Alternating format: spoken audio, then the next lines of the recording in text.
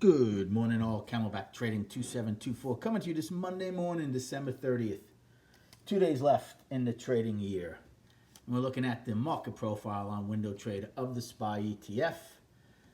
And with just over an hour to go prior to the opening, we're trading in balance in value.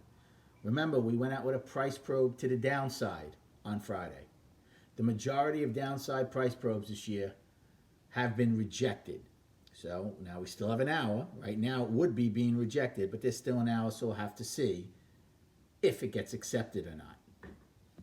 Let's go over destinations and a game plan for this morning.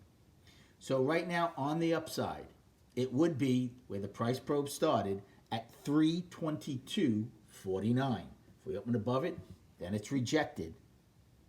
Then above that, we have 323.09, which was 10 wide on Friday. Then I used the afternoon rally high at 323.30. Both H and K period got to that level, never could get above it. Above that, we have Friday's high, which is not only an all-time high, but our weekly high now of 323.80. And then we have our pre-market all-time high of 324.09 from December 27th. So once again, the all-time high still in the pre-market. For the downside, we have Friday's low of 322.28. Then that important level, the lowest accepted price from the 26th, where we bounced off of 3 times on that day, 321.98. Then below that, we have a daily low of 321.64, and then filling the small gap at 321.52, a 12-point gap from the 26th. Then 321.19, 7 wide from the 24th. We were 7 for 7. That's why I'm keeping it. There's only a half day. 320.90, weekly low. Real important point since we're one time framing up on the weekly.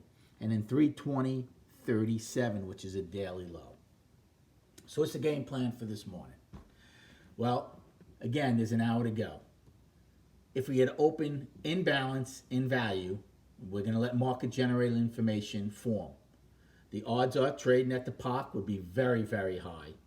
Then I'll see how we react at the H and K high from Friday. In fact, let me put these in ones real quick so now we can see the day's action better from Friday and what I'd be looking for.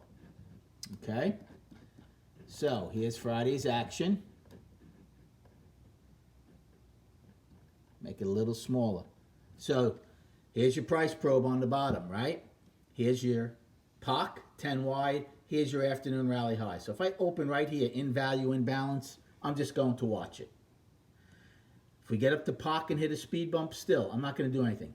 Here's a level I would possibly take a trade. If we get up to the HK level and fail, then I'd possibly take a put. If we get up to value and fail, I'll hold on to it. If we get above value, then odds are you're going to go for the high, and I would exit that trade. If we don't get above value, I would stay in that trade and then see if we can come back down to at least test where POC was. That would be a put play early on. Another put play would be if in the next hour we open below B and the price probe is accepted, then I would also take a put play because odds are we'll test Friday's low. If we get below Friday's low, you're certainly going to test that lowest accepted price. And then the question is, are there buyers there again? If not, well, then you have a good chance of filling that small gap. So those would be 2 put plays. What would be my call plays? Well, again, initially in value, in balance, I don't have one. I think I need more market-generated information for a call play as opposed to a put play at this moment. If we ought to trade down and hold A and B low, so not get accepted back into it, you can look at a call play. The only thing is your value is going to be at least overlapping a low at that point. So that's why I think I want more market-generated information. I think the better call play would be if we get up to POC, see if there's a speed bump, then get above it, get accepted above it, and then we take out the afternoon rally high and stay above that, then I would look for a call play at that point. So those would be the plays early in the morning. Chart-wise, 2 days to go in the month. One time framing up for 2 months. Out of the outside month up, gap is still my main focus. It shows you how powerful some of those things are. Outside month up. Weekly. One time framing up, 3 weeks. Gap is my main focus. If you're a bull, you want to continue to get extension from here. If you're a bear, you want to take out last week's low and come into balance. And in the daily, we came out of the 7-day balance on a gap. That gap is still holding. One time framing up 2 days.